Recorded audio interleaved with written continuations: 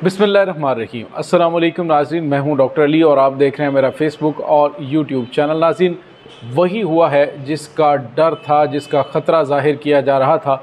इंतहाई ख़तरनाक ज़ल्ज़ला आ गया जिससे दरो दीवार हिल गए हैं।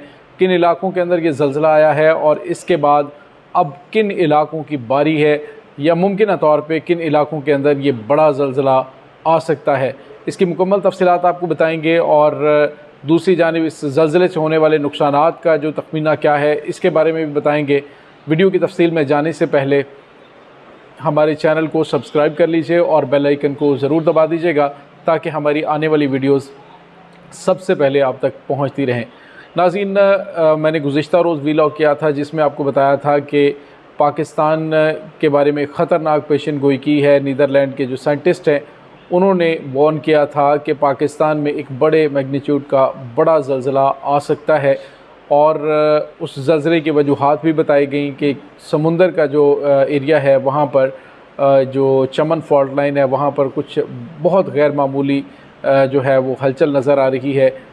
ये बरकी हलचल है जिसको देखते हुए ये प्रेडिक्शन की गई थी कि मुमकिन तौर पे एक बड़ा ज़ल्ज़ला आ सकता है। लेकिन नाज़रीन, अभी 24 घंटे नहीं गुज़रे उस ख़बर को आए हुए कि एक जो ख़बर सामने आई है वो काफ़ी ज़्यादा अलार्मिंग है और ये ज़ल्ज़ला है भी काफ़ी बड़ा। और ये ज़ल्ज़ला आया है पाकिस्तान के हमसाया मुल्क भारत में और भारत का इलाका असम, वहाँ पर यह ज़ल्ज़ला आया है। ज़ल्ज़ला जो है वो अमरीकी ज़ल्ज़ला पैमा मरकज़ की जानिब से जो उसकी तफसीलात बताई गई हैं, उन्होंने कहा है कि ज़ल्ज़ले की जो शिद्दत है वो 6.5 रिकॉर्ड की गई है, यानी कि एक बड़ा ज़ल्ज़ला है। और कहा गया है कि इसकी जो गहराई है वो 10 किलोमीटर थी और अभी तक ज़ल्ज़ले के झटके महसूस किए जा रहे हैं। नाज़रीन, इससे आने वाले ज़ल्ज़ले से लैंडस्लाइडिंग भी हुई है और उससे काफ़ी ज़्यादा कैजुअलिटीज़ और मकानात की तबाही की इत्तलात भी मिल रही हैं। लेकिन इसके साथ ही पाकिस्तान के लिए भी ख़तरे की घंटियाँ बज गई हैं।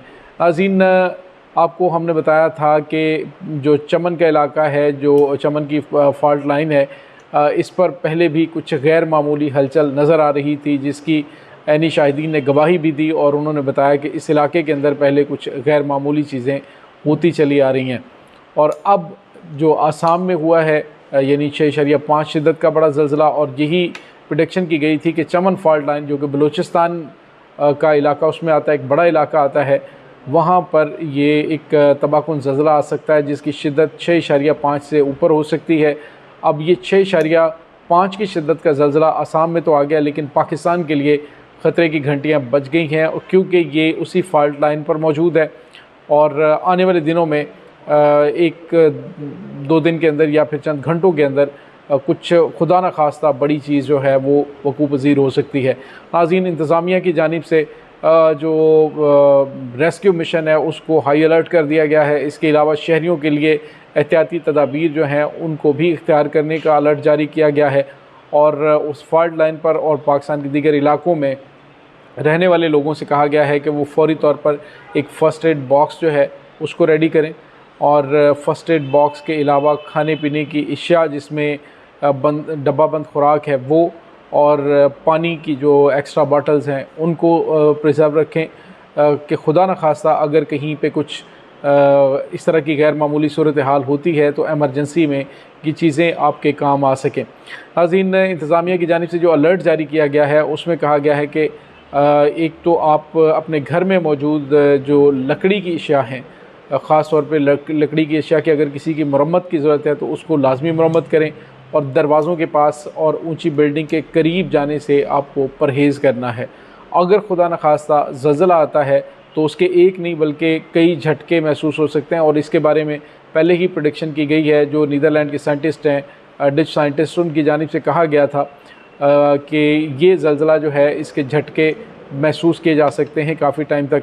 अब ये जो 10 किलोमीटर गहराई में आसाम के अंदर ज़ल्ज़ला आया है, इसमें होने वाले नुकसानात की तफसीलात अभी मीडिया पे नहीं आ रही, लेकिन भारत के अंदर आने वाले इस ज़ल्ज़ले से काफ़ी ज़्यादा नुकसान होने की इत्तलात मिल रही हैं। सोशल मीडिया पर जो तफसीलात जारी की जा रही हैं तो हमें इस बारे में मुकम्मल तौर पे आगाह भी रहना चाहिए। और इसके साथ साथ ये जो इब्तदाई तिब्बी इमदाद की चीज़ें हैं जैसे फ़र्स्ट एड बॉक्स है, कुछ अद्वियात हैं, फिर पानी की बोतलें हैं, डब्बाबंद खुराक है, ये तमाम की तमाम चीज़ें आप अपने पास लाजमी सेव रखें। और एमरजेंसी की सूरत में आपने क्या करना है कि अपने औसान जो है उनको ख़ता नहीं होने देना। आपने बिल्कुल अपने आप को, अपने हवास को काबू में रखना है ताकि अगर इस सूरत हाल से निमटने में आपको मदद मिल सके। और नाज़रीन, दूसरी जो अहम बात है वो ये है कि जिन इलाकों के अंदर ज़लज़ला आता है उन इलाकों के अंदर इमदादी टीमों को पहुंचने में, वहाँ से चीज़ें जो है वो करने में टाइम लगता है। इसलिए कोशिश करें कि खुदा न खास्ता अगर आप इसका शिकार होते हैं तो आपने अपने आप को ज़्यादा से ज़्यादा पुरसुकून रखने की कोशिश करनी है, अपने सांस को बहाल रखने की कोशिश करनी है। अगर कहीं पे कोई टांग फंस गई है, कहीं पे खुदा न खास्ता किसी का कोई ऑर्गन फंस गया है, तो उसको ज़ोर लगाकर खींचने से परहेज़ करना है आपने। और दूसरा ये होता है कि जब भी जो रेस्क्यू मिशन वाले होते हैं, ख़ास तौर पे जो ज़लज़ले के हवाले से वो होते हैं, तो वो आवाज़ों को काउंट करते हैं। कुछ ख़ास किस्म के आलात होते हैं। अनफॉर्चुनेटली पाकिस्तान के पास इतने ज़्यादा अहम आलात तो मौजूद नहीं, लेकिन मॉडर्न वर्ल्ड के पास अहम आलात होते हैं जो कि ज़मीन के नीचे गहराई में जो आवाज़ें उनको महसूस कर सकते हैं। तो कोशिश करें कि जिस तरह से ये आवाज़ आपको आ रही है, यूँ आवाज़ जो है इसको आपने वो बार बार वक्फे से एक ही दफ़ा शोर करके या फिर बहुत ज़्यादा अपनी एनर्जी को वेस्ट करके आपने अपने आप को बेसुध नहीं कर देना। अगर हेल्प नहीं आती या कहीं से कोई आवाज़ आती है आपको इमदादी टीमें पहुंचने में, तो आपने क्या करना है कि अपने आप को पुरसुकून रखते हुए वक्फे से ज़मीन पर यूँ हाथ जो है वो उसको मारे ताकि उससे साउंड पैदा हो। तो नाज़रीन, ये सूरत हाल है। इसके साथ ही पाकिस्तान के हवाले से जो चीज़ें सामने आ रही हैं, दुआ गो तो पूरा पाकिस्तान है कि अल्लाह पाक पाकिस्तान के लिए आसानियाँ पैदा फरमाए। और ये जिस तरह से मैंने पहले भी कहा कि मेरे मुंह में खाक के इस तरह की चीज़ जो वहाँ पे हुई है वो पाकिस्तान में भी हो, लेकिन इंसानियत जहाँ पे भी है वो डेफिनेटली इंसान है और उनकी जो तकलीफ़ है वो नहीं होनी चाहिए। अल्लाह पाक सबको अपने हिफ्ज़ अमान में रखे।